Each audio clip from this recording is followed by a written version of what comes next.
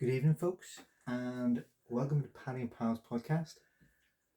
And tonight, you'll notice that we're one short, and that's because Dan couldn't make it tonight. But it gave us a perfect opportunity for me to do what everybody who subscribes to Paddy's podcast wants to do, which is to run my grubby little fingers through his collection. He's just come up from the caravan, so all of his knives are all over the place. So what he has agreed to let me do, whether or not he's wise to let me do it is another question, is just at random pick some of the knives from his collection that I may or may not have seen before and share them with everybody on the podcast today. Sound like a plan? Sounds like a plan to me. Looking forward to it. Something different, isn't it? It's just something different. Absolutely, but I'm dead excited. And do let us know down below if it's something you like and you would like to see again, because we're only going to pick maybe half a dozen knives to really talk about.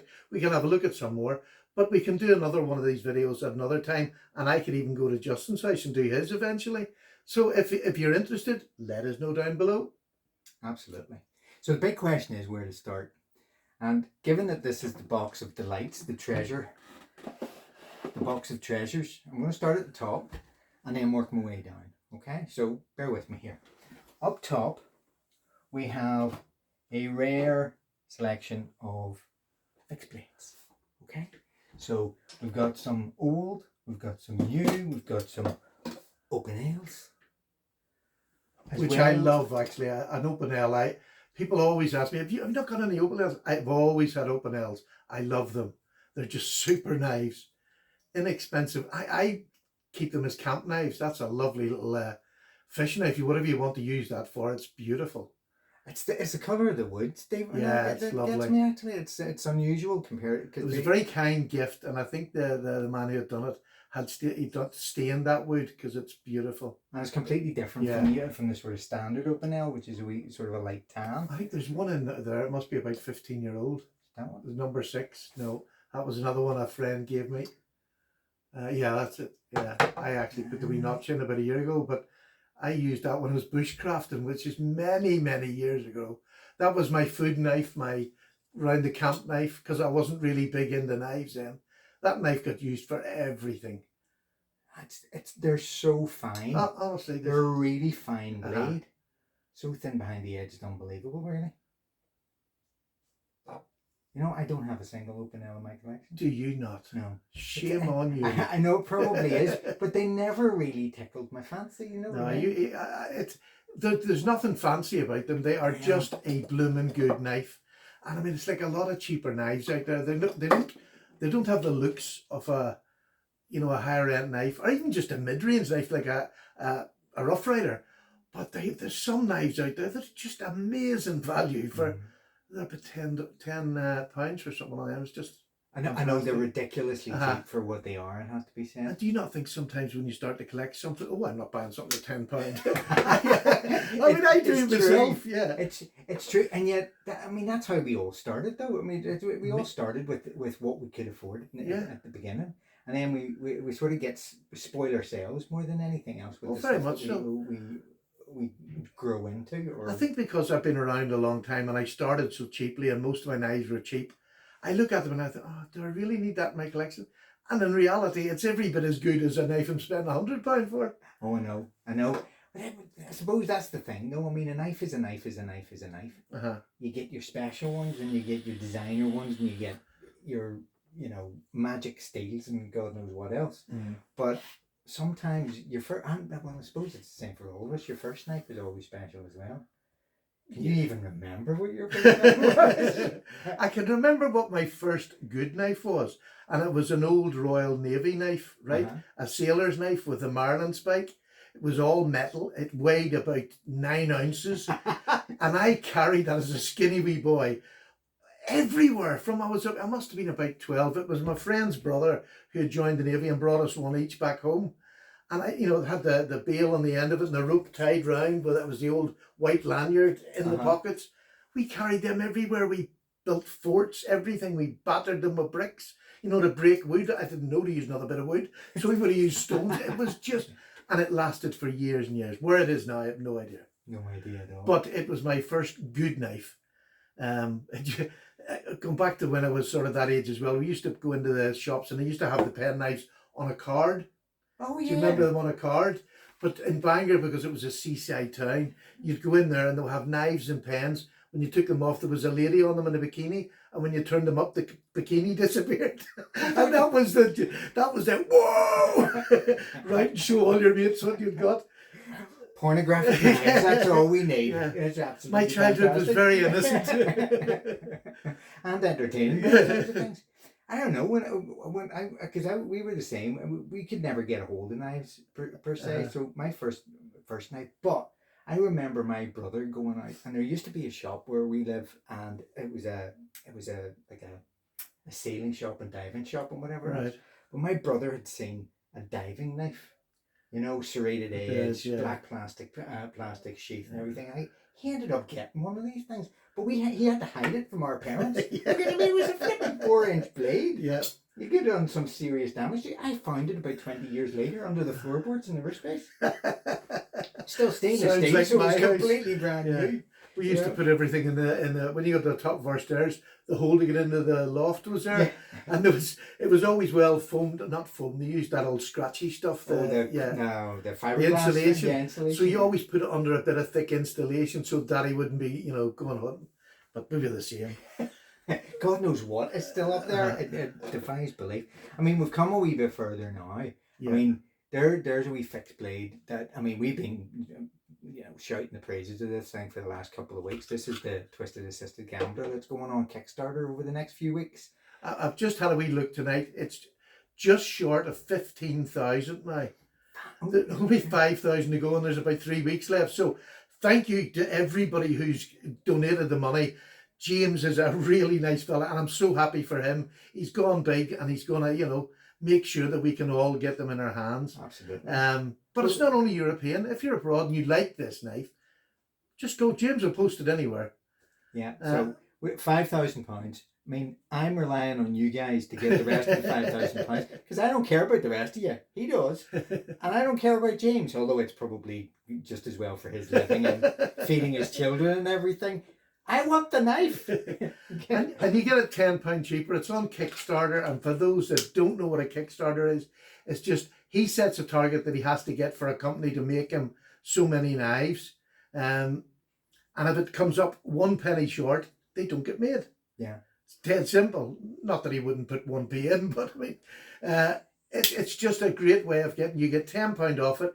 It's only £69 now, so when it goes up, it's going to be £79, which again, for this knife, 14C28N, 4mm back, but a lovely long flat grind. It's a great slicer, great worker. You could baton with it. It's fantastic. And I'm really looking forward to seeing some of the little add-on extras that I've got. He's got a line in my card of scales that are coming down the pipe as well, which should add an extra degree of luxury to the whole thing. But it's just such a lovely little wee knife. I've got tiny wee hands. And Stephen has got larger hands. And it's a full grip. It's full grip for anybody, really. It's a super knife. But the added thing is, it's not just a knife. It's the amount of money that went into that sheath. That's a proper Kydex sheath. Not just a heated plastic. That's a proper Kydex sheath. And that little clip comes with it. So even at the bottom price to go and buy these separate, I reckon that's 30 quid worth of gear there. Yeah, that's very true. Do you know what I mean? So you're £39 is for the knife, because that wee clip in itself and that Kydex sheath are just fantastic. Best I've ever had. It's a cracking wee knife. I'm looking forward to it coming up well and truly. So that's enough for the fixed blades. And I know we've done enough promotion. I want to have a look at the knives. Okay, so what's it going to be? Is it going to be lockers? Or shall we start with the slip joints? What do you want? Sorry, what? Sorry, locking knives? Okay. I'm going to come in at random and I'm going to pick one out. And there you go. That is, even though I didn't open it properly, that is a, what the hell is that? It's a cubie. It's a cubie. I remember Stephen getting this about, I don't know, about 6 months ago, probably. Yeah, at least 6 months six ago or months so. ago. And doing this one. So it was one of his late night AliExpress explorations. Yeah. I think sometimes he just doesn't get to sleep at night and then gets bored with the TV. So goes on Ali and then sees what's floating around the place. But I have to say, this is a doozy. It is a looky-likey of another very famous knife that costs a fortune, which I'm not going to say, but it is just a looky-like. It's nothing like it when you see them side by side, but it's a fantastic knife with a great grind. Just super knife. D2 steel, I believe. It is D2. Yeah. And it's just a lovely handle and a very, very deep flat grind, isn't it? Yeah. I think I got it as a work knife. Do you know, it is a proper work. It's not a fancy knife. It's just solidly built. G10 scales, really nice. And the clip in it is incredibly deep carry. Yeah. It'll just disappear. But flipper. It's lovely. But it's also got a wee sort of full spidey hole as well. Does the job. Very nice knife. So that's in this drawer. I don't want to spend too long in here, but the interesting thing is there's a selection of really good knives. Some of these Stephen's just done recently, but there's little bits of history in here as well. Does everybody remember this one? He's still got it. Well, sadly, truth be told, it's the first knife that I had, but that's not it. I've had so many other ones. I've had black ones, orange ones, green ones. They all used to come, but that is the original knife that I opened the channel with. I'll be damned. This model or this? Yeah, this model. Yeah, just not that knife. It just have to be up front. I feel a little bit betrayed, but you know, we'll take that. We'll take that. I still think this is on AliExpress is about £10 delivered. I still think it's one of the best buys in the world, full stop, for a $10 knife. 440C. It's got a, rather than it looks like a Delica, I know, and it looks like their Bird brand, but it's got 440C, which is better than the Bird brand, a little bit less than VG10, but not much. And you got a forward choil on it that that's right. Yeah, the Delica doesn't have a forward. Yeah. So to me, it is just perfect. Yeah. Honestly, a super little knife.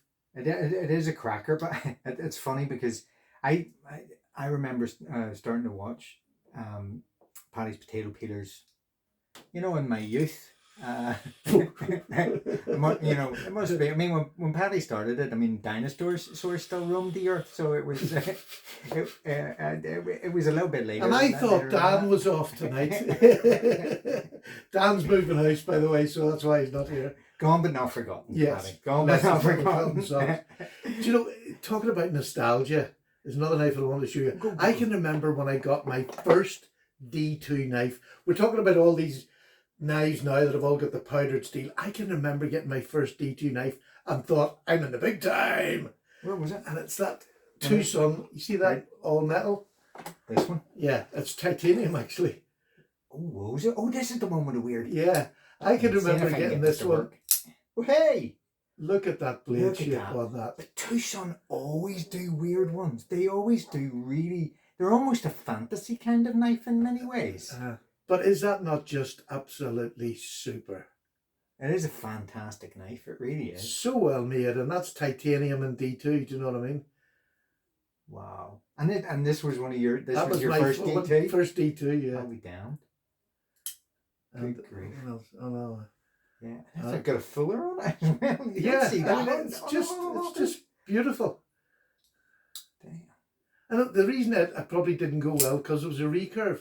And yes. I think that's when I first learned I'm going to have to sharpen properly, learn how to sharpen. Because I could get a knife sharp in a crude way that I was used to bushcrafting, but most of it ended up being stropping. Just, you know, I would get a rough edge and then keep stropping every night at home until it got the honed edge. But that's got to be difficult to get the same, the sort of consistency of grind over those two parts of it. So simple. Is it really? Yeah. How so? The landscape. You've got a round stone and you're just pulling it down a round stone. You don't have to do anything. You just pull it down a round stone and it keeps the angle. Oh, very nice. So you just put a bit of black, I would use a black marker, a Sharpie, and just do it until you get the angle. Although the Lansky is in 20 degrees, which a lot of these knives come at, Oh, or they're right. close to it. I don't worry too much. Once I just put it on there and do it straight properly, the edge will come. Yeah. Fantastic knife. But yeah, just think back when D2 was brilliant. Now everybody, I don't want D2 in my knife. I love D2. I like D2 and VG10, I must admit. Yeah. I don't have the look. I'm not quite there yet with the I think I'm more the used to magic steels, as I call them. I'm more used to the 440C than I am anything else, because that was the knives that I liked the best, which are Ganzos. Yeah. And they came in 440C, and I still love 440C. Well, they do GEC. keep an edge, and they and GEC's knives, when they do a stainless steel, is 440C for a reason. It's good. We'll hold that thought, Yes. because we'll be coming to GECs eventually. Right, I've left the lockers, okay? Now, Paddy was telling me earlier that he feels somewhat a little bit bereft, and if not a little bit ashamed, that he's only got about 20 or so locking knives now, whereas he used to have hundreds, apparently. So It's a max 25. I know I have ones about in bags and things like that, but probably about 25, 26 maximum. So if you want to shame him and say that you've got more, by all means do add in the comments how many locking knives you've got. So I've just reached in here for one at random, guys. This is the I think this is sort of the start of the slip joints. It's the, American made. As we go down, they get more expensive, but these are American made ones. Yeah, mostly old American made ones. So this is wee Spidey. Good grief. This is a Kiwi, the Spyderco Kiwi, which is a really hard knife to get now. There's not many, and it's so comfortable. It's that typical Spyderco. It looks terrible, and then you put it in your hand and you think, how can that be so comfortable? Yeah. A 4-finger grip, and it's what, about 1.5 inches cutting edge? That's sort of a Warncliffe kind of thing, isn't it? But I mean, that has got to be one of the ugliest knives I have ever seen, I have to say, and I've seen some ugly ones. But that was Spyderco. Going back, now everybody's sort of used to them, but if you go back a bit, they only came in the sort of 60s. Do you know what I mean? Spyderco only sort of hit the thing in the 60s, and they were the first company to put pocket clips on pen knives. On the knives? Yeah, they were the first company that put clips on. I did not know that. And but they made things like this that were made for comfort and not for looks. But if you go back to the 60s, that's what people wanted. Yeah, but Spyderco were always sort of pushing the boundaries in terms of design for blade shape. Very much. But it's like they used to say that Sal designed the knife with his eyes closed. Really? Because they were always ugly, but the grip was super. He sort of modelled it on his eyes closed. I don't care what it looks like, as long as it's comfortable. Oh dear, I've gone out with girls like that. No, moving swiftly on. So I'm going to pick a couple out here because there's one in here that I just love. Yeah. And I mean, it has appeared, it means a lot to Paddy because of the date on it, I know, which is 1989 if I'm not mistaken, is it? That's the 89 one? I can never remember. Yeah, 1989. But I don't know if everybody can see this, okay? Right, so first off, the thing that gets me about this, I think this is a cracking knife. It's a classic, it's a Remington bullet, is it? Yeah. Remington bullet knife. It's a trapper, so it's two-bladed. It's got the standard, whatever the heck that is. Yeah, just a clip and then a spay blade. But the thing that gets me about this, and I'm going to close down the clip actually, because I think the spay blade is the one that tells it. Amazing. All right, now, first of all, I don't think you guys can see this because I'm sort of too close to the camera. Now, if Stephen takes that in hand, it sort of disappears into his hand, okay? Now, if I take it in hand, what you don't realise is that I need two hands to hold this knife. It's that bloody big, okay? It is that big. It is enormous, this knife. But that was the true size of that knife when it came out, the bullet knife, and that type of knife going back in the early part of the century or last century, they made big knives because they were made for farmers, for homesteaders, for not labourers, but people who worked in mines or. What's the size on this? Well, that's foreign things. Oh, there's an inches there. So there's it. we've got about 10 centimeters on this, easy, on that blade. So but it is, to me, it just feels, but it's not just inch-wise. Yeah, it's 3.5 inches, the blade. So it's well over the 3-inch mark. But the thing about it is, it's not just the length of the blade or the length of the handle, it's the breadth of it. It's that width across the cross section. I mean, even just to hold, there's just so much material to hold on to. You're 100% right. For a working knife, that would never fail you in any way. And the beauty about, we've been talking about spade blades for the last week or so, because it's Paddy's, it's one of Paddy's favourites, and he's trying to get, he's trying to decide on whether or not to get a custom one made with a spade. Well, no, he's ordered one. Oh. So much for trying to decide. But I don't know, that sort of highlights, it's got that real deep or wide blade, whatever way you want to describe it. It's just a, in fact, fat is the best way to describe it. Recently I've been talking about fat spears, which was the Jack Wolf knives. If you put them two together, you'll see just how wide that is.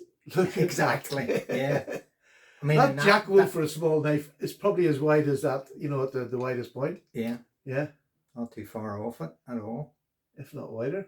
Aye, but yeah, it is. I mean, they're the best peanut butter spreaders out. They just, they really are.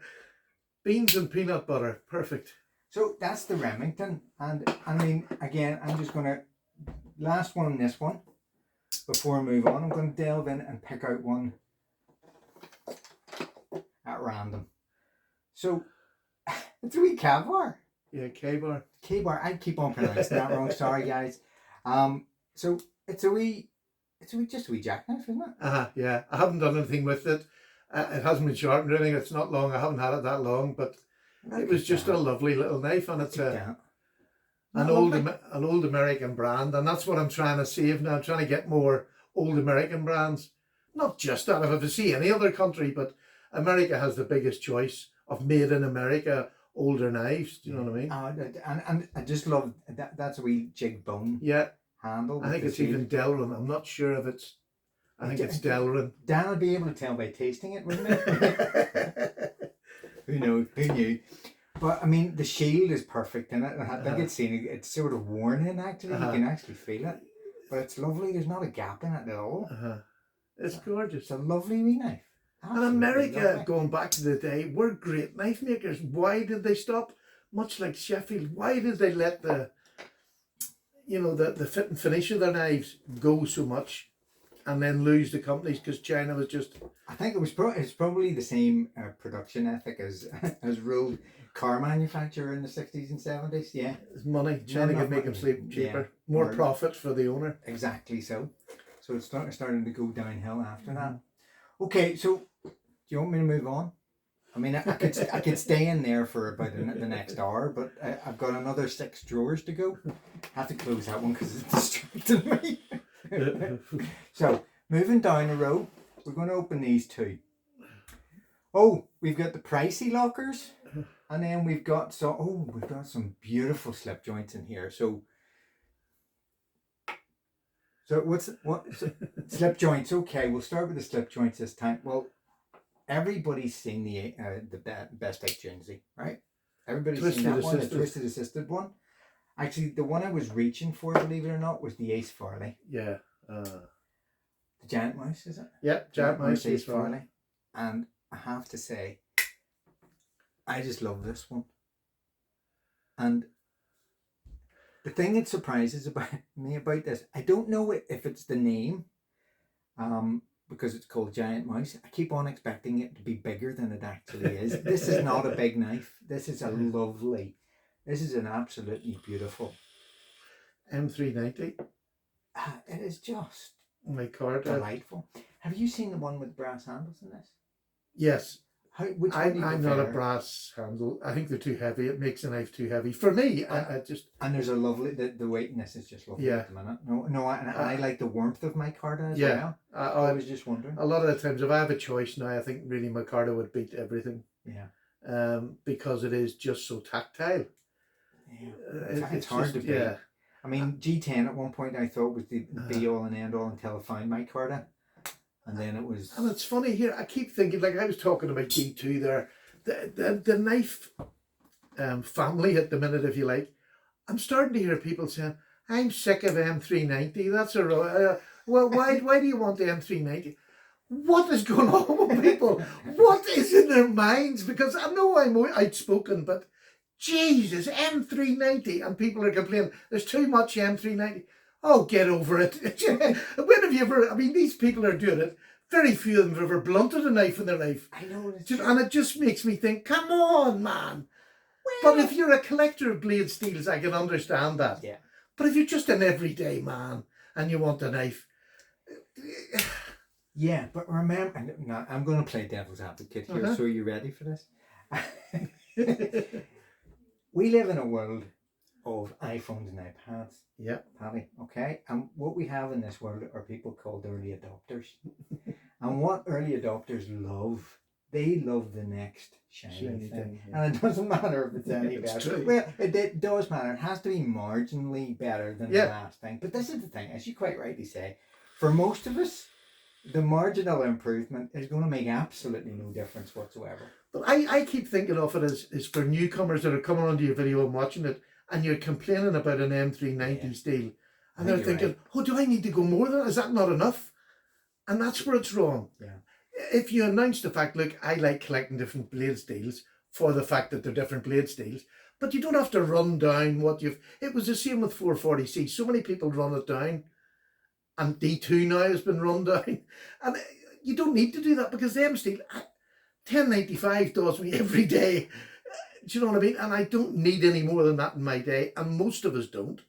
So yes, by all means move on if you want, but stop running down steels that are perfectly good. And I think the trouble with it is that we've all been sort of tempted down that rabbit hole. Yeah. Is you see a nice knife, you see something that you really like, but then it hits you that it's 440C or HCR13 or something, and you go, oh, all of a sudden it's not as nice a knife as you thought it was, you know. And then all of a sudden you start looking at the letters and the numbers rather than the design of the knife, and whether or not you actually like it or not. And for somebody like us who spend a lot of time talking to Ben over at Jack Wolf's Knives, that's the perfect example that I want to set. His knife has M390 on it, right? Which is good enough for... And I very rarely touch on the blade steel on that knife when I'm reviewing it, for the simple fact that it's not the blade steel. It cuts. It's as thin as a blooming razor blade. It's M390, super. But I wouldn't care what it was made of as such. You know, I still want a powdered steel because I'm paying that sort of money. Absolutely. But it really makes no difference. It's the design. Mm-hmm. Ben's knives are being sold on design, not M390. So the blade steel has not been a factor in... Well, anybody who's spending £300 on a Jack Wolf knife, the M390 shouldn't be the selling factor. It should be the design of the knife. And that's more important than a blade steel every day of the week. Absolutely. If you can sharpen, and that's why I keep telling you, learn how to flip and sharpen. Oh, don't get him started, because then he'll start picking on me, because he's been torturing me to learn. He is going to learn to sharpen this winter. More to the point, he's probably going to make us video it and put you through my pain. So think about it very carefully. Remember when you see his face the first time he hand sharpens a knife and gets an edge. Remember to see his face. We'll look at it. Now, I'm going to pick out a couple of these, but these are probably the less well-known ones, because you've seen the Ashley Harrisons, okay? And we've all seen... I've got one of those. Mine's better than his. And as is my abalone. He stole my idea because I got there first, and of course he had to go one step better and make it beautiful on the back spring. So yeah, his is nicer than mine, that one. So we're not talking about those, because it's like gunfight at the OK Corral with this. So this is a Boker, a tree band Boker, and it's a Stockman. Yeah, it's a Stockman, obviously. Big Stockman. And again, I do not have any Bokers. I think I have some of them. What do you call the budget sort of working tactical ones that they do? I don't know. I don't buy any of that crap. Yeah, I think he gave it. I think he gave it to me.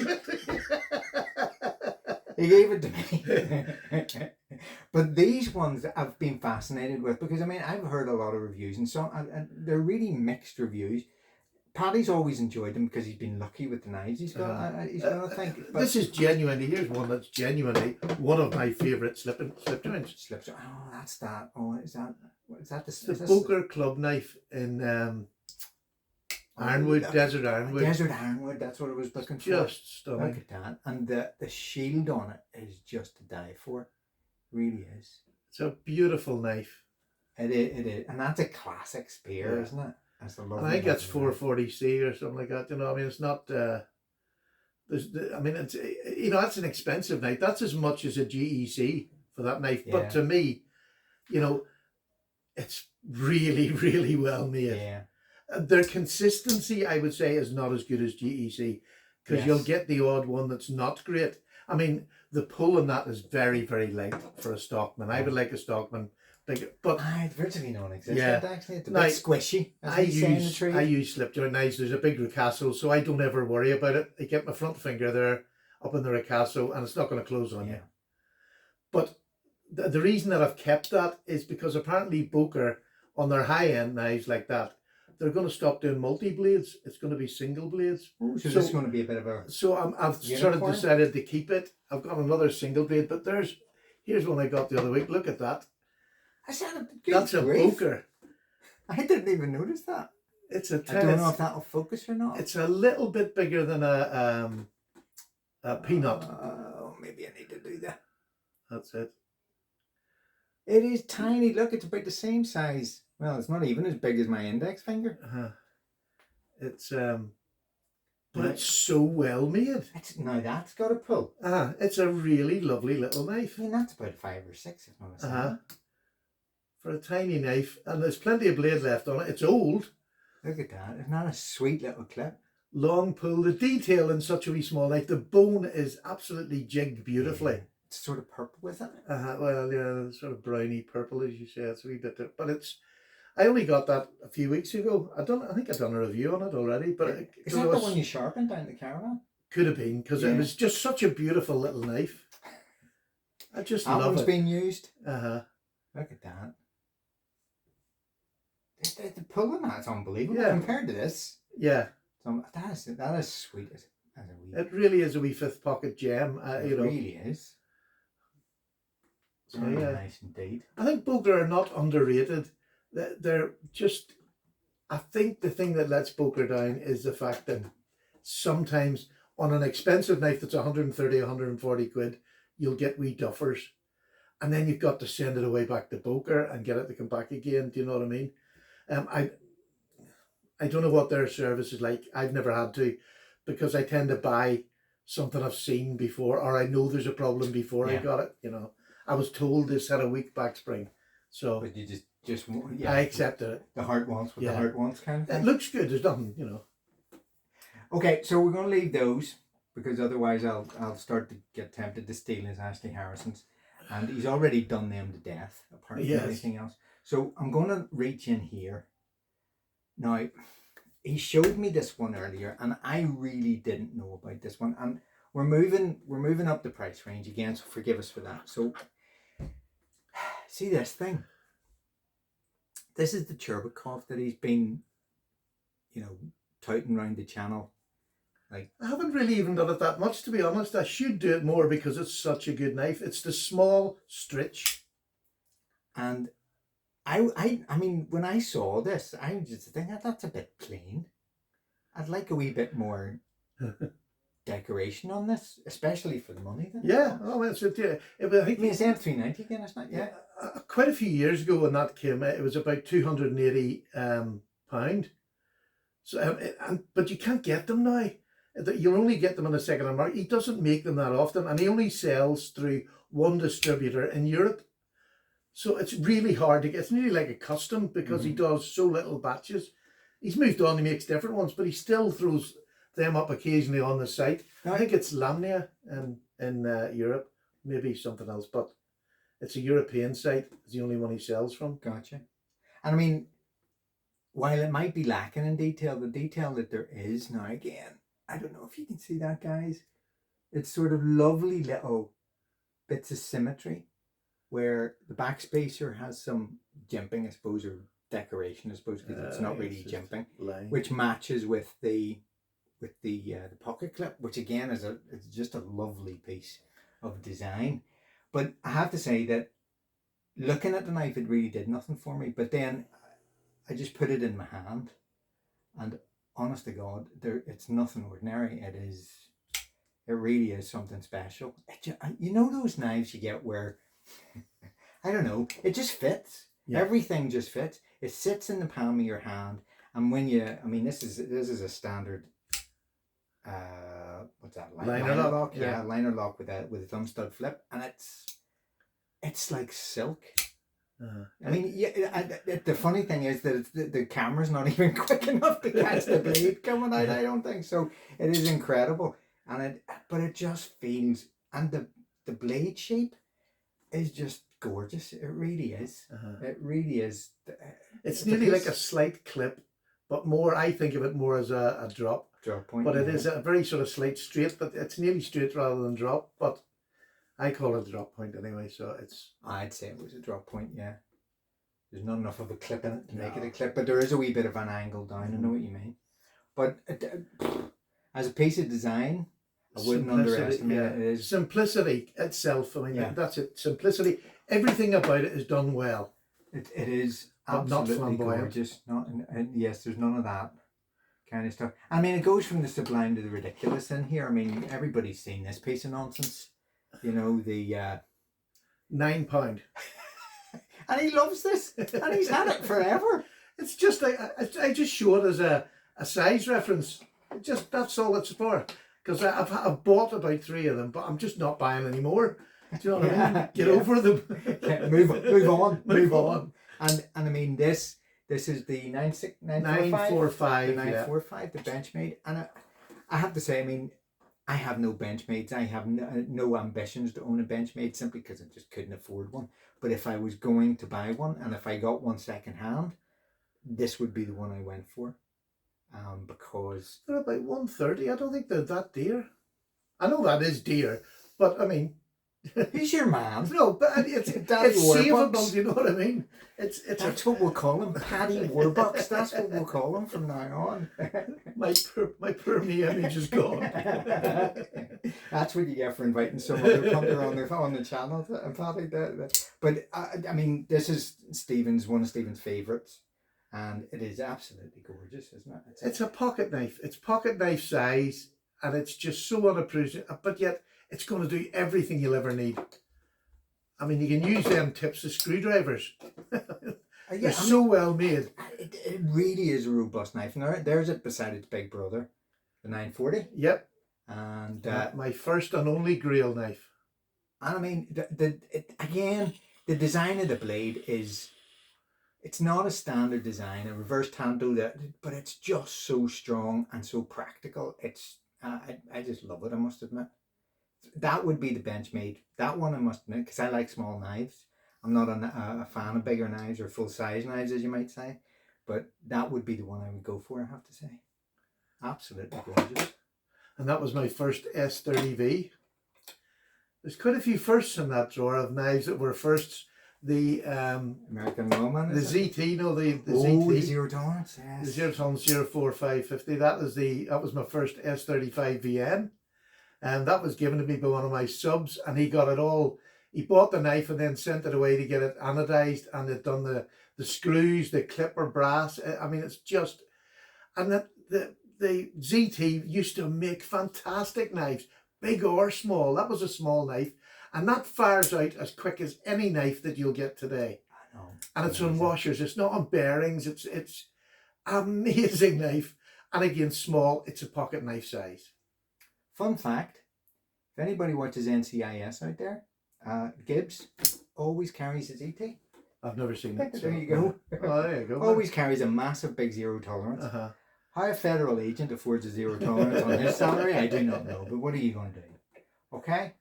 So that's the next drawer of locking knives. I don't want them to go. Oh, there's more. But there's more. Yes. Holy macaroni. I don't know where to start. I'm going to go left. I'm going to go. This one sort of intrigues me. It's Taylor's Eyewitness with a wee bit. It's a bit of bone that was put in by a Scottish fella, and then he gave me the knife. He had put that little bit of bone in, which just changed a very basic. I think they're a £25 knife, somewhere around that. Yeah, that's right. I've got one. Yeah, £25. He put a bit of bone around it. He was learning how to make knives at the time. It has the nice thing about it is it did have the back filing work on it. That's right. So it's just I mean, these are cracking wee knives, just as basic slip joints. But that just makes a cracking wee knife just a little bit special. I think Taylor's Eyewitness have probably got one of the best bolsters on a Barlow that's out there. That's actually this one. My one is really sharp, but yours is actually rounded off. Did the guy round it off of you, or is it just wear? I used to have another one, but I don't know. I don't think I have it now. It's probably gone. Somebody's had that. But they are a great knife. Taylor's Eyewitness and Arthur Wright and Sons. They're just fantastic knives for a work knife. They really are, and that's just a lovely size. Again, it's a lovely size of handle. Very nice, very pretty. That's one of my favourites there. If you take that out, is that the buffalo horn? Buffalo horn, but look at the feathering on that other side. The other side.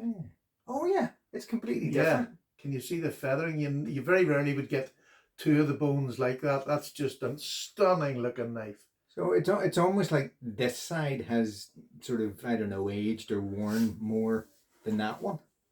No, they would have been different right from the beginning, because you would very rarely get that on both sides. Yeah. Would be a knife that could charge twice, 3 times as much. And what is this? It's just a spear point. Yeah, William Rogers. Yeah. Beautiful knife. Again, I mean, it does go to show that Sheffield knives, you can get some real crackers out there. And I've been lucky enough over the last 2 years or so to be corrupted by his nibs here into indulging this sort of discovery or exploration of Sheffield knives, and it's been a revelation. It really has. It really has been a great fun. And I think as long as you're not in a rush, because a lot of them, even to get the basic ones, there's usually an 8 to 10 week waiting list. But if you want an Ashley Harrison custom knife, or the Lee White high-end Taylor's Eyewitness, I mean, you're talking 160, 170 for the Taylor's Eyewitness. Ashley's still a bit underneath that, which is amazing to me. But he's still at a price where the trouble is, he doesn't have the time to make as many custom knives, because he's still the manager of the Arthur Wright factory floor. Yeah, exactly. So you just have to go on Instagram. I keep telling, and thankfully the amount of my subs who have gone on, and you just start going on every day or every other day. You happen to hit a day when he's made 2, and he just sells them there and then. So you don't have any wait, and you're buying a knife that's super quality. It is true, and I've been really lucky in terms of being able to get out and snag a couple. And it's even sweeter when I get in ahead of Paddy here, because Ashley described the two of us as it being like gunfight at the OK Corral. It's whoever is quicker on the trigger, really. So it is quite. What on earth, Brock? Yeah, where did this one? Is never this a heard German of it. one? Never heard of it. So again, this is another one of these little ones that just appear out of nowhere. It's a swell centre. Not quite a Barlow because it's not big enough. No. It's but it's just a little jackknife that's just good. But I couldn't tell you Brock on it is BROCK. I haven't done it. I need to go and do some research, but never heard of it. It looks like Gothic lettering to me on the Brock, so it's not very well done, but it's still a nice sweet knife. It is. It's but the bone on it. Yeah, the bone and the jigging is there's nothing wrong with it. Really good. Nice wee knife. I think it came with something else I bought as a wee, somebody generously just give it as a wee gift, but I have no idea where. I've never seen another one. Fantastic snap on it too. There's no squishiness on that back spring at all. It's a pretty wee knife. Yeah, I keep saying to people, especially with slip joints, you can pick up a slip joint for 20 quid on eBay or Etsy or wherever you're going to find them in your wee junk shop that you're walking around. I still get as much pleasure out of a £20 knife. I don't know who the maker is. It's not even a great knife. It's just a lovely little knife. Yeah. And I get the pleasure out of it still now to this day as much as I do a £300 one. No, that's the true collector for you. Most definitely. Because I probably have more cheaper knives in my collection now than I ever had.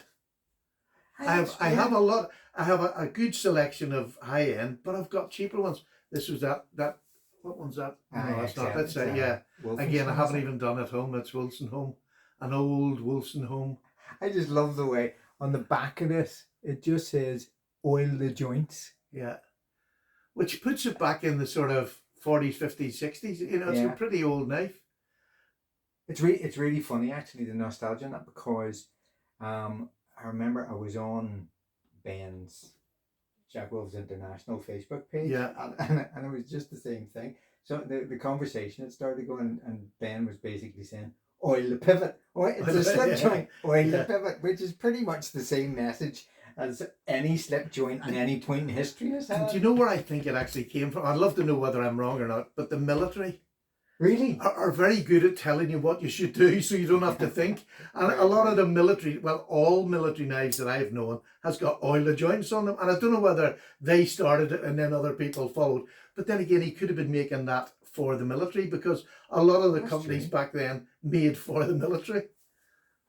It was just subtitles for the hard of understanding. Sailors are very thick. You have to tell them exactly what to do. I'm glad the sailor said that, because I ain't saying that. Okay. But that's another lovely wee one. It is. It's got character, and it's really well put together. Honestly, I wouldn't have paid more than £20 for that. It's fantastic. And it's just a love. And if I sharpened up and whatever I do to it, it would do me today as, you know, an EDC. A wee pocket knife, yeah. That was the year I joined the Navy. Was it? That's why I got that. I got this one on Etsy. Right. I think that cost me £10 on Etsy, but it's a stupid little Richards knife that I was on the beach in Southsea watching the Queen go past on the ships. I was still in the second phase of my training. So in 1977, to get a knife from then was just, and it was mint, it was new in box. Fantastic. And it's been in your collection ever since? No, I only just got it. Right. A year ago. Oh, I know. I thought you got it at the time. No, I bought it on Etsy a year ago for about £10, I think. Fantastic. I mean, it's not worth it. You know, it's not worth £10 in reality. Well, it would still do. But it is funny. I mean, it's one of those things. There's been I can't remember his name, but on the podcast remember it was actually the live chats. Remember the guy who's looking for the Titanic knife? Yes. Yeah. Isn't it is funny that there are certain sort of milestones in your life or aspects of your hobbies or whatever else, that if you find something like that actually sort of, you know, chimes with it, that makes sense of it. It almost becomes part of that hunt, that grail. It's great to get a number that means something. Like that Remington, the big Remington. I got that from Mike's Knives down in Cornwall. Anybody who's on my channel knows Mike Knives. Just go on to Mike's Knives UK and give him a ring. His telephone number's on it. Give him a ring, because he still had about 13 of them left. He had bought them they're all different years. So if you're anywhere around the 50s, 60s, he's probably got your number on there. Give him a ring and ask him. Mike's a great fella for getting. He would often buy as a collector, so he'd see a batch and say, "Oh, I'll have them. If I sell them, I sell them." There's no rush, and he's just fantastic. I love Mike. I have to say, really nice seller. It's the same. I mean, it's for, if you collect Swiss Army knives, it's the soldiers, the Victorinox soldier knives, or the Wenger soldiers, all have the year stamped on the blade. Yeah, I would love to get one of them. Yeah, I'm looking for a 1965, which is because everybody looks for your birth year, and I mean, I know of people who have bought soldier knives for their kids' birth years, so that they can give them to their children when they're actually old enough to hold the knives, and things like that. But it's those little milestones in your life, or little parts of your hobby or your obsessions, that if you're a music lover, it'll be a song. If you're a knife man, it'll be a knife. Yeah, exactly. No matter what your hobby is, it will lead you somewhere. But it's beautiful to find something. I mean, that one I bought to remind me of my father. Who was not a knife person, but I wanted something really. That was my first high-end knife, It was money I'd got from, when they'd passed away. So, this wasn't something I even... And every time I pick that out, I still think of my father in a nice way. He died horribly at Alzheimer's. But when I pick that knife, I think of the good times, which is just... And so remember I showed you the knife that my grandfather had? It was a Stockman. It was a German-made Stockman. My grandfather, he worked in Harlan Wolff on the shipyards during the 20s and 30s. But my dad was saying, he always carried a knife. And the one that he left was a Stockman that had been seriously used. But it was still workable, Very much. And we touched it up sympathetically. Yeah. So it still had all of the it had an edge to cut, but I didn't go over the top because I'm not that good. And that's the truth. It was a lovely job, it has to be said. But yeah, knives can mean, it's the memories attached to the knives. I'm a recent collector. I don't have that many knives that mean an awful lot, except for my early ones. But some of these are just fantastic. Okay, guys, we're getting into the specials. Well, these are not the specials yet, but they're nice. Nice. He said, nice.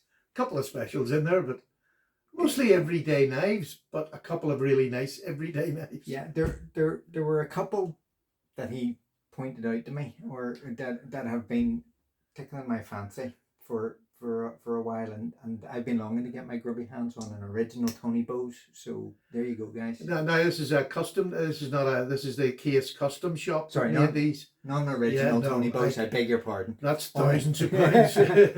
But these were about $300 odd when they came out. And this is the Trapper. Yeah. Yeah, I think he called it was it a Trapper or a dog leg? It could just be. Is it? Yeah, I think it's just a dog leg. Well, I don't know. But it is a lovely knife. I have the box somewhere. I must check it up. That spear is just... And I am a recent convert to fat spears. Yes. So, as you probably all know from me whinging about it for ages. But this is a lovely knife. Really. That's the sort of case you get with a high-end case knife. Very nice.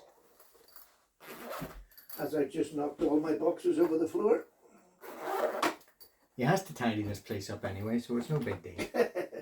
And then the other one is, again, it's a Tony Bose Stockman. And this is vintage Tony Bose? Vintage Tony Bose Stockman, yeah. So, a lovely wee clip blade on it. But the one that got me was the wee stubby spay. And a wee more pattern. That's like a sow belly. Yeah. And I know a lot of people like the sow belly. I would rather have a straight sow belly. I don't know. I don't know. It's comfortable. There's nothing wrong with it whatsoever. It's a lovely knife, but I'm still not switched over to the sow belly. Not convinced? No, like that wee spade blade's pointing down, and yeah, as opposed to straight. Yeah. I know what you mean. Very. But no, they're beautifully made. Case can make a good knife. Yeah, and there's substance to these knives. Yeah. Some knives are, they feel like nothing in the hand, and sometimes that's what you want in a knife. But these are, I'm assuming that's bone of some sort. Yeah, it is bone, just jigged to look like stag. And it's jigged and burnt. But the spines, brass liners, and everything really add substance and weight to the knife itself. Here's a little bit of a confession. Like, this is a beautiful knife, and I paid good money for it, but it was fair money I paid for it. But if you put that up the camera, you can see that side and you can see that side, and they're pretty good. Well, they're not bad matched. You know what I mean? I've seen worse matches, but when that came to me, the front side, the show side, which has got less of a burning on it, if you like, was next to no burning on it. There was just the grooves and next to no burning. Whatever had gone on. So I used a Sharpie, and I'd done it about 10 times overnight until I got it that it looked okay, and you couldn't tell the difference just by looking. I can now, though, so it's gone away. Again, betrayed. But see, sometimes you can pick up a knife like that, and I picked it up at a good price, so I'm willing to do something to make it. But you can't tell if you do something sympathetically and don't go over the top. Don't try to do what you're not capable of. You can still end up with a lovely looking knife. You heard it here first. Spend £200 on a knife and then take a mark or two. Okay, that's the kind of advice we can look forward to. Shut up. I'm not letting you look at my toys again. Yeah, shush and let me get on with it. Again, there's an older one. Yeah. Look at that one. Oh, where? That one there? Yeah, Oh. no, this one. This is another case canoe. I dread to think what age this is. Oh man, I got that. That's virtually worn away to nothing. Yeah, I got it as the a jigging gift. is almost gone on that. Yeah. It is so worn smooth. But it still works. Damn right it does. That's been around the good grief. Yep. I dread to think what age that is. But it's an old case canoe. Where did you get that? I can't remember where I got it. I genuinely can't remember now. It was I think it was one of my subs gave it to me. Still plenty of life in it. I'm telling you, you could use that every day. The only reason I don't, I think the scale is cracked on the other side. Yeah, it's just cracked. Just by the so pin. I don't want to use it, but it's still, although there's no value to it, there is value as in a collector. Yeah, because there's history in it. Yeah, and I think that's what I want to say to people. You know, yeah, you don't have to change to be a slip joint man, but collecting old things to explain to your kids or grandkids, or when you hand them down, there's something they can maybe invest a bit of time in chasing up where they came from. Mm-hmm. Why did Grandpa lock himself in the shed so much? And this is my shed. So some things you don't, some questions you don't need answered. Now, there's a weird one. Yeah. I mean, that's another case. It's a clip point, standard single jackknife. So, what the hell is that? What is that? Is that recorded? No. I think that's wood. That's the weirdest pattern of wood. Is it a snakewood or something? Do you know, I can't remember what it was called, but it was quite a popular pattern. And it's a very slim profile as well. So it's a copperhead. Yeah. If you close it up, you'll see the head buries completely into it. It's a copperhead. It's a full-size copperhead, but it's just a single blade. Single blade. I prefer single blades. Unless I'm going to do, I think I'm going to be doing an awful lot of work with a knife and I just want to carry one, then I'll take a Stockman. But on a daily use, I'd rather have a single blade. No, you've influenced me down that line myself. It has to be said.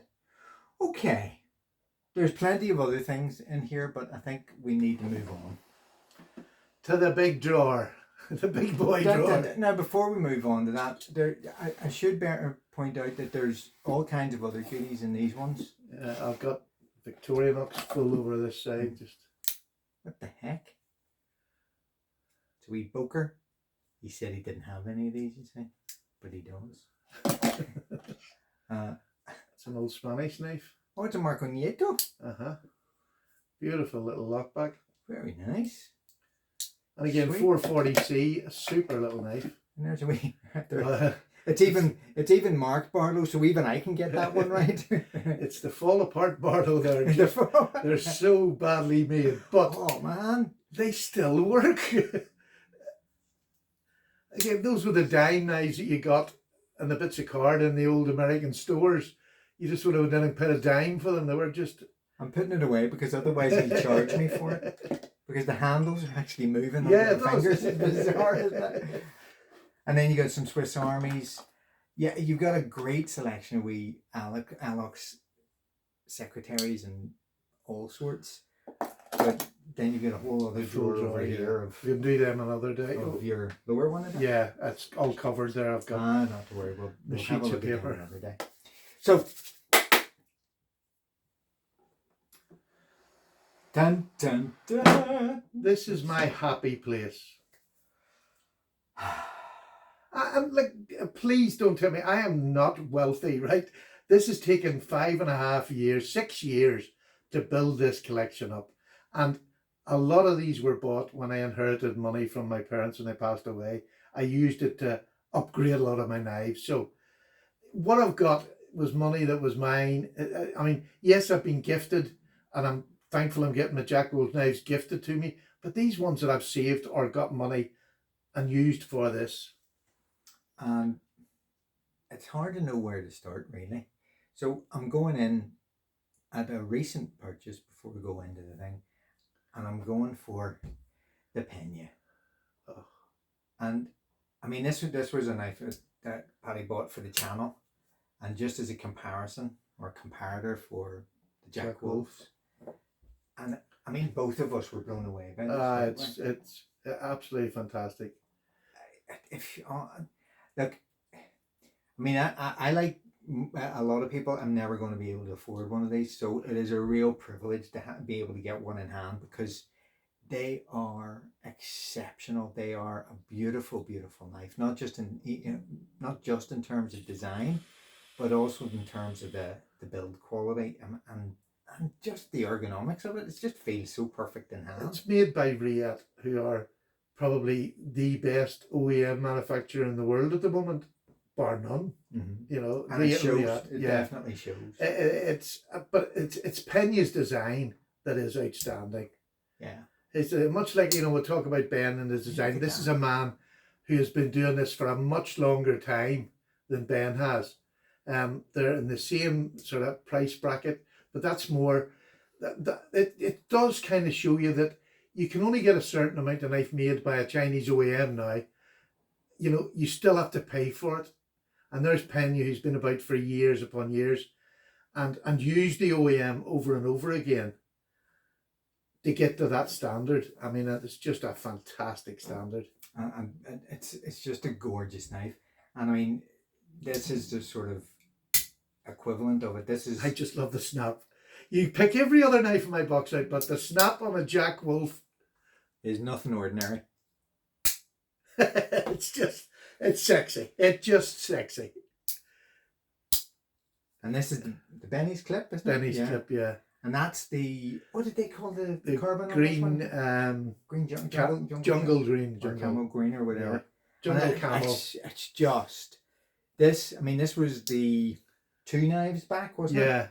And it was just so popular and such a fantastic knife. And I think there's the Benny's clip and the dog leg. Ben had put a thing up today. There's only a couple of outlets that have just a couple of each of them. If you're looking for them, go on to Jack Wolf Knives Instagram, go through and send him a message. Where can I find one? Because he said he'll let people know if they want to get one, where they can get them. There's only a few left now. There's none over here in Europe, I believe. I know there's none in the UK. But just go and check Jack. He's such an approachable man, which is why we have him on every month. I've got used to him just being Ben. Do you know what I mean? He'll do anything for you.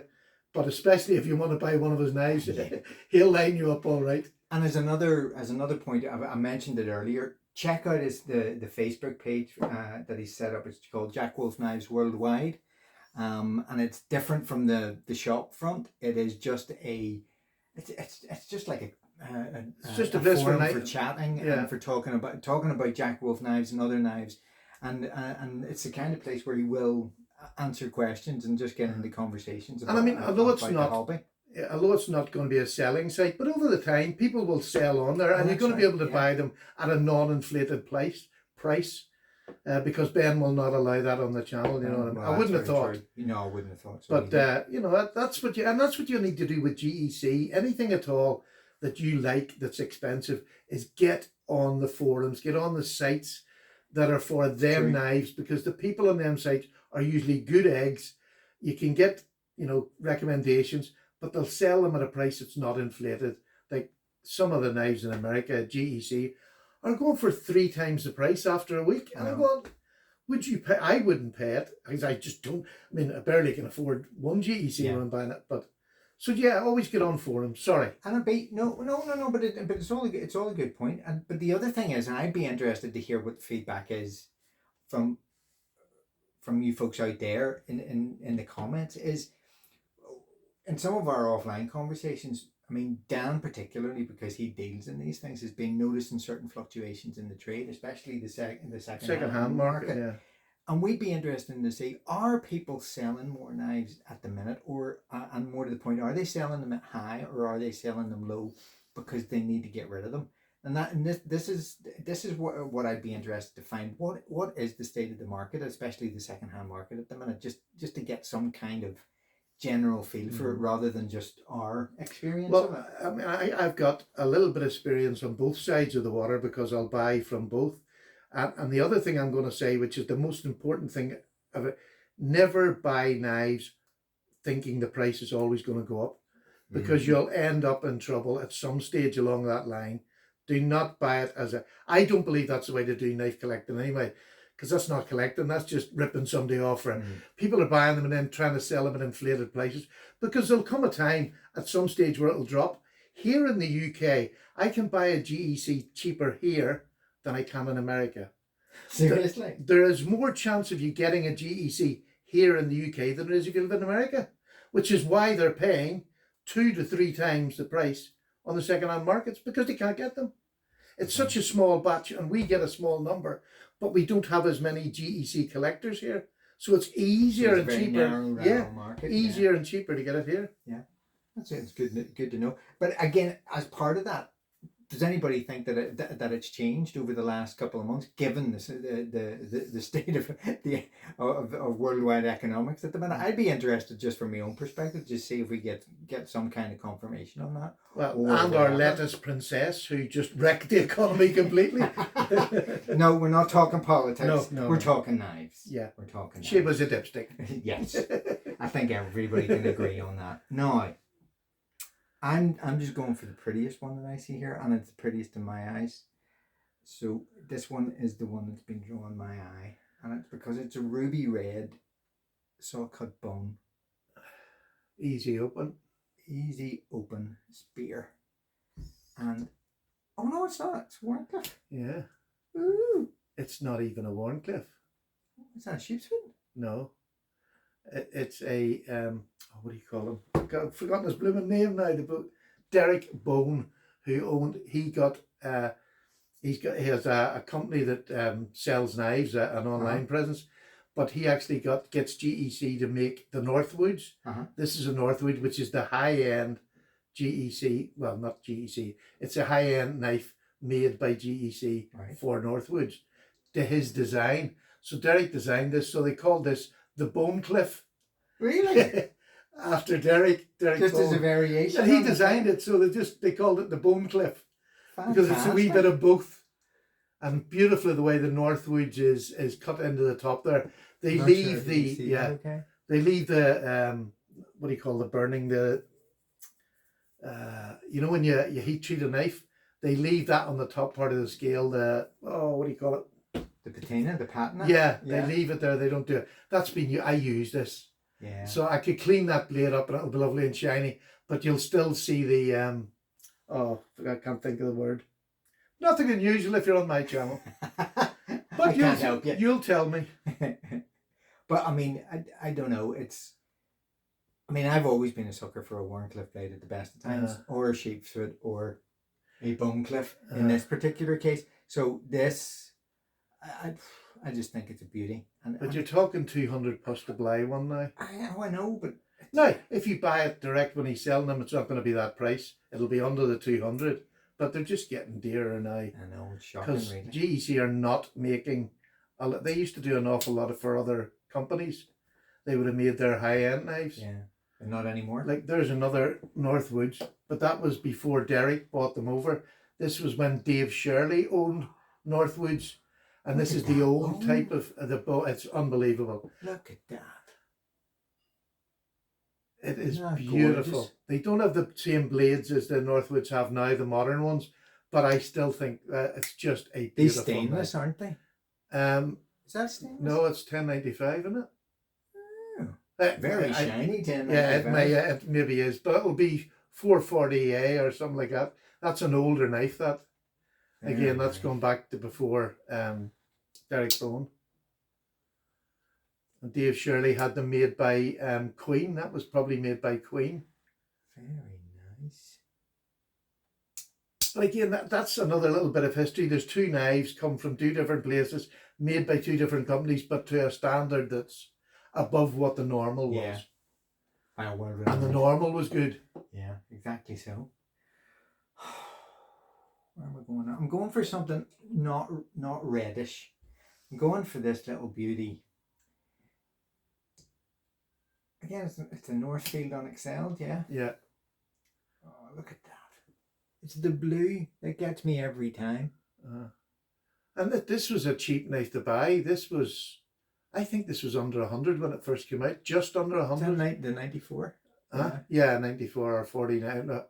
Yeah, it's 94. Yeah, it's 94. The one that had the American flag on it, or you got the bone ones. I obviously went for the bone because I'm not American. Exactly so, and it's just again everything. I've got the 49 in the sheep's foot. Yes, and it's lovely. I would like that. It's like a little. It's got red jig bone rather than the blue, and it's lovely. I have to say, it's like a little gem. It really is. But the same is true of both of them. To me, for men, that's a little fifth pocket knife, lovely little gentleman. But for a woman who wants to get into more higher end knife, I think that's the perfect size. Yeah, it's 3 inches closed. It's maybe just under 3 inches. Is it? I'm not sure, but we can check. 3 inches closed, I think. Just over. Just over. That's perfect size for a woman, and it's not that strong a pull that you can't pinch it. If she's got nails, they can still get, because of the long pull, you can pinch it open if you've got big nails. Now, of course, Paddy is betraying his age here by assuming that women need to use smaller knives, but oh no, definitely not. It's a lovely knife. Man, woman, whatever. Who knows? So, but just it wouldn't matter because no. But this is the thing. Dan and Paddy always laugh at me because my wife allowed me when we were redoing our bedroom to stock all of my knives in a jewelry drawer at the top of our wardrobe. So it's got a glass covering and then a drawer. You know the drawers that you usually would put watches or jewelry or all sorts of stuff. Bearing in mind, this drawer is about 4.5 foot wide. Three, yeah, right. and about another 4 foot deep of glass top. It is beautiful. It is cupboard. And a boy's got to have somewhere to stick his stuff. Come on. But this stuff here really makes the case for a display like this, where you can pull a drawer out and it just hits you in the eye, and it's just absolutely beautiful to wear. If you ever needed a reason for collecting knives, apart from all the other reasons, it's just the beauty of the workmanship. I mean, people collect watches and they collect, different pieces of jewelry, rings, pendants, necklaces, cars, all kinds of stuff. Where you spend your money. I don't spend money on flashy cars. So, but the beauty of these things, I don't think it can be underestimated once you get bitten by the bug, especially. So, but I mean, I know this maybe sounds a bit. When I opened this drawer, especially, the pride I have in knowing this is mine, is amazing. I mean, I had to work at this wee channel I'm a wee channel in Northern Ireland that don't have a big knife community. So I mean, it's always been a battle against the big American channels. I'm never going to reach their numbers. In reality, and it doesn't matter, that's not why I done this, was for numbers. I done this because I suffered from depression, and this was a hobby that got me out of it. So it means more to me than money or anything else. But when I open that, the pride I have in looking in there and saying, so you should. They're mine. Yes, some of them are given to me, but they're still mine. They're still, it doesn't really I worked hard to get a company. Damn and right. Somebody like Ben, who seen that there is an opening over here in the UK, people now want good knives. And so it takes you a while to get there. So people say, I'll never be able to afford that. Never say that, because I have said that. I would say at least 50 times, I'm never going to go to this price, I'm never going to go to that price. And you end up going there. And there you go. The evolution of the knife collector. I'm never going to do that, but you always end up going there one way or another. Hopefully. Bizarre. But enjoy what you've got. I think we've sort of come to, and because I could look at these all night. It must have gone longer than 10 minutes now. It definitely has, but it was worth every penny. So say goodbye to the special drawer. Thank you so much, everybody, and thank you, Justin, for taking us through that. No, I enjoyed watching. I've never had somebody do that. Go through my collection Absolute pleasure. It's Absolute been a pleasure. joy, and I hope to do one day. We'll return the favour in your beautiful wardrobe. We'll have to cut out the underwear though. That's the trouble. Well, I'll wear it. But folks, thanks very much for. I hope you enjoyed that. I know I did. I thoroughly did, and I miss Dan. I'll have to be honest. I miss Dan, and hopefully he'll be with us. And the next one, I think the next one's probably going to be Ben again, because there's another new knife coming out. And if you haven't seen it, go to Jack Wolf Knives and have a look at. This is a design he's just thrown in out of the blue. It's incredible. It's completely different. And if you're a modern knife lover, get over there. It's called the Cyborg. It's amazing. Did you see how I've done that? The Cyborg. He'll be back. Folks, thanks very much indeed. Take care. Bye-bye now. Bye.